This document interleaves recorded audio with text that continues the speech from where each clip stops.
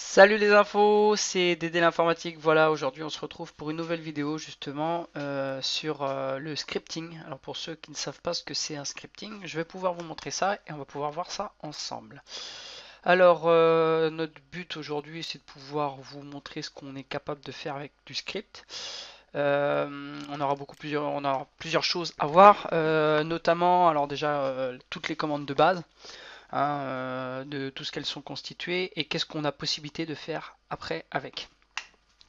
Alors moi pour ma part je suis sur le script v5.0.3, ça fait quelques temps que je suis dessus, voilà je l'ai pas fini, j'ai encore pas mal de choses. Et pour vous montrer un petit peu comment c'est fait, moi j'utilise Notepad++, on verra pourquoi j'utilise Notepad++, je pourrais utiliser le fichier bloc-notes d'origine de Windows mais j'aime pas du tout, je préfère utiliser celui-ci. Alors, pour vous montrer un petit peu comment c'est fait, voilà. Alors, voilà comment est constitué un script. Voilà, tout simplement. En fait, on lui met des coordonnées dedans. Voilà, on lui met des commandes qu'il va pouvoir effectuer justement par la suite pour faire telle ou telle chose. Alors là, bien sûr, c'est un script parmi tant d'autres, car dans mon dossier, excusez-moi, j'en ai encore d'autres. En fait, j'ai celui-ci qui peut en appeler d'autres et encore celui-ci qui peut encore en appeler encore d'autres. Voilà.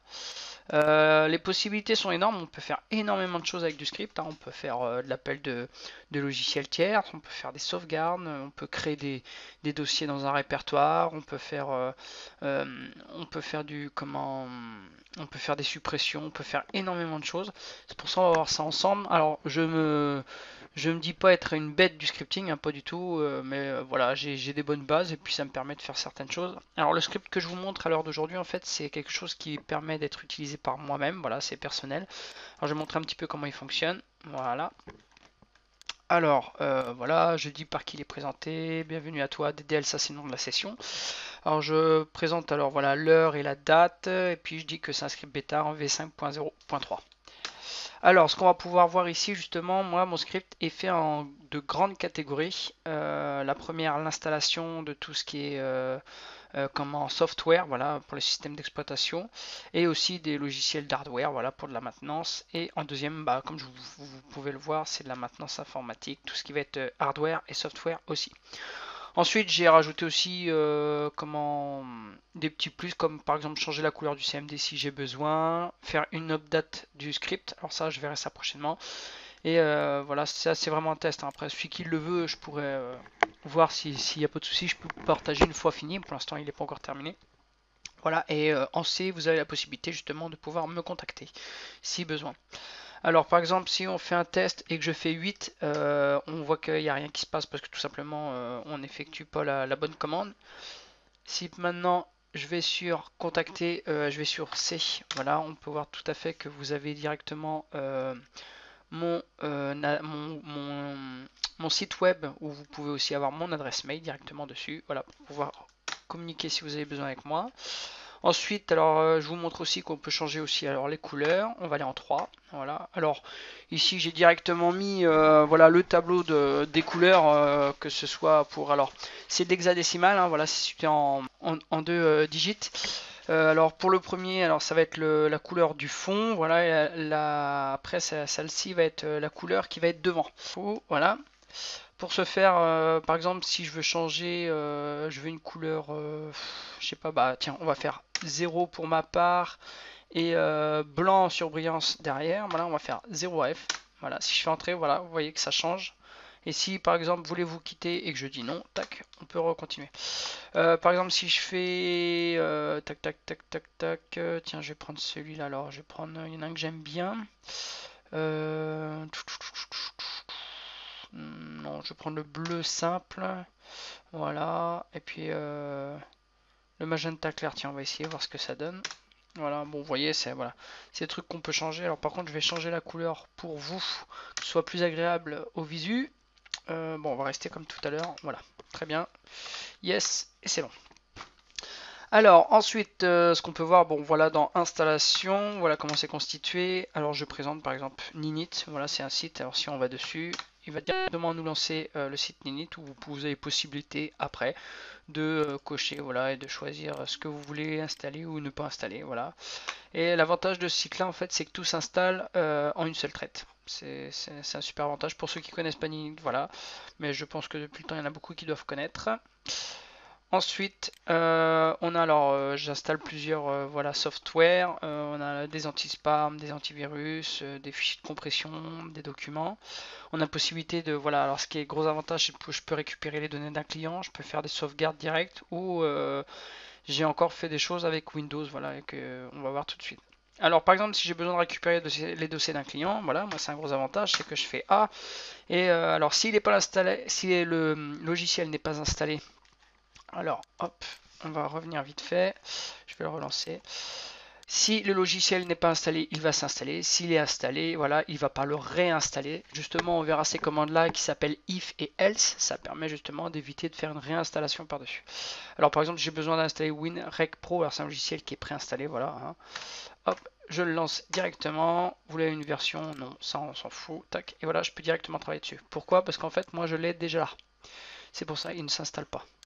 Voilà, après il y en a d'autres, hein. On peut toujours, voilà, si vous avez besoin, vous préférez par exemple test disque ou Stenlar.nix, on va faire un retour. Après, bah, l'avantage aussi c'est on peut sauvegarder si besoin. Alors là je vais faire B.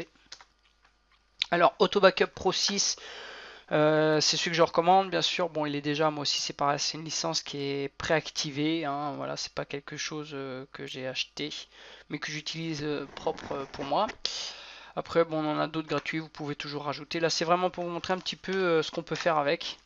Et ensuite, on a aussi alors Windows. Dans Windows, alors voilà, vous pouvez installer des thèmes, des fonds d'écran, des icônes Windows. Par exemple, bah, si on veut créer une clé USB bootable, toc, je fais 4 directement. Il me lance comment Rufus, tout simplement. Hop. Si besoin de BootGenius, par exemple, c'est un logiciel qui permet tout simplement de pouvoir supprimer les mots de passe session, réparer le master boot record du menu de démarrage de Windows, tout ça. Il y a énormément de choses. Après, comme je vous disais, alors là on va faire un retour. Après, moi j'ai fait une installation personnelle pour tout ce qui est PC client. Je vais faire un retour. Et ensuite, je vous disais, on était en deux grandes catégories. Et j'ai la deuxième qui est en maintenance, là qui peut être très pratique aussi, ma foi. Alors j'ai software, celui-là je ne l'ai pas fini, et j'ai le hardware, lui bon bien sûr il y a des choses qui sont déjà faites, et j'ai l'avantage aussi si j'ai besoin d'ouvrir un compte admin, créer un compte local, restauration du système, si j'ai besoin de faire un point de restauration ou de couper la mise en veille. Pour vous montrer par exemple si j'ai besoin d'ouvrir un compte administrateur, alors je crois pas que ça marchait parce que moi je suis déjà en admin, mais par exemple si on veut créer un compte local, je vais faire 4, voilà. Il va me demander le nom de la session, alors par exemple je vais dire test. Il va vous demander un mot de passe. Voilà, alors moi je lui dis rien du tout, je fais entrer. Voilà, la commande s'est terminée correctement et il revient. Alors pour voir si cela a bien fonctionné, on va aller dans panneau de configuration, compte et protection, compte utilisateur. Voilà, et gérer un autre compte. Et là on peut voir effectivement que le compte a été créé. Ensuite, on a aussi possibilité, par exemple, bah, pour la mise en veille. Alors, ne vous en faites pas, ce seront des commandes que je partagerai avec vous sur soit via un Word ou ce genre de choses. Vous n'aurez plus qu'à copier et coller pour faciliter la chose. Alors, pour la mise en veille, c'est pareil. Par exemple, si j'ai besoin de couper ou de mettre la mise en veille, hein, alors si je clique pas dessus, ça va pas marcher. Voilà, V. Voilà, je peux activer ou désactiver la mise en veille. Voilà, tout simplement. Alors, pour ce faire, si je vous montre, on va dans panneau de configuration. Option d'ergonomie, non, c'est pas là. Alors, je sais jamais où c'est là-dessus. Alors, si je fais, voilà, activer ou désactiver la mise en veille. Hop, voilà. Voilà, ici on voit bien qu'elle est désactivée. Par contre, si je veux la réactiver, tout simplement, je vais faire 4, voilà, et je vais faire entrée. J'appuie sur une touche, la commande, je réactualise ma page, voilà, et vous pouvez constater justement que là, on est bien en alimentation, enfin mise en veille activée. Si je vais dans disque dur, arrêter le disque dur, ici au bout de 20 minutes. Maintenant, si je retourne dessus et que je fais désactiver la mise en veille, hop, voilà, c'est bon. Je retourne dessus, je fais réactualiser et voilà. Et si je retourne ici, alors on va le renlever, si je retourne ici et que je vais dans disque dur et arrêter le disque, voilà, jamais.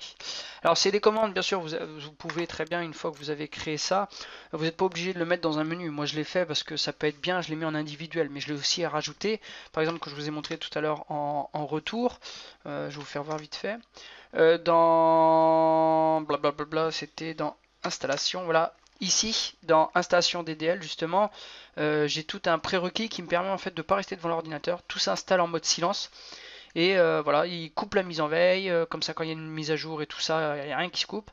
Il fait les points de restauration automatiquement aussi. Et puis une fois que tout est fini, il réinstalle la mise en veille par défaut, tac, et puis voilà, il quitte l'ordinateur et il le met en redémarrage. Voilà, c'est un avantage, ça me permet de gagner du temps aussi, puis ça me permet de faire autre chose si j'ai besoin. Alors ensuite, ce que je voulais vous montrer, alors je vais faire un retour vite fait, on va aller dans maintenance. Il peut y avoir ce côté pratique dans hardware par exemple. Je peux par exemple si besoin faire un test du disque, avoir les infos sur le PC, test mémoire, et on peut continuer, je peux encore en mettre d'autres, les écrans bleus aussi. Par exemple si j'ai besoin d'avoir les infos sur le PC. Ok, c'est parti. Alors, close, ici on sait que j'ai un Core i5, que ma carte Nvidia c'est une GTX 960. Voilà, tout simplement. On a possibilité, alors voilà, avoir le nom des périphériques, comment leur numéro de série, et j'en passe. On peut savoir exactement ce qu'il y a dans la machine.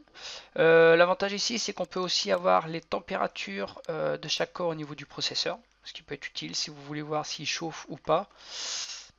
Et ensuite, on a possibilité de faire des mises à jour des pilotes, faire une mise à jour du BIOS, ce que je déconseille si votre machine tourne correctement, bien sûr. Et après tout ça, vous avez possibilité de faire une sauvegarde pour un rapport justement sur votre machine. Voilà. Quoi dire de plus? Alors, une fois que on aura vu déjà tout ça, on verra aussi quelque chose qui peut être intéressant. Justement, c'est le fichier CFX. Alors, qu'est-ce qu'un fichier CFX? En fait, celui-ci est un fichier .exe que j'ai créé avec tout ce qu'il y a dedans. Et quand je vais double-cliquer dessus, alors là, voilà, je dis Kiko les infos, voici une version bêta très prochainement des mises à jour. En fait, ça va faire comme si vous téléchargiez un fichier .exe de n'importe quel logiciel. Alors là, par exemple, si j'ai besoin, je vais faire accepter. Là, bon, bien sûr, moi j'ai préparé tout ça à l'avance. Je vous dis que voilà, bienvenue à toi informaticien, profite pour mettre ce script à ton goût. J'ai choisi un chemin prérequis qui s'appelle programme file, voilà, DDL informatique. Une fois que c'est fait, qu'est-ce qui va se passer? Alors, si par exemple, moi j'avais créé un raccourci avec une icône, avec une image ICO, je vais supprimer celle-ci pour vous montrer. Voilà, et on va l'extraire.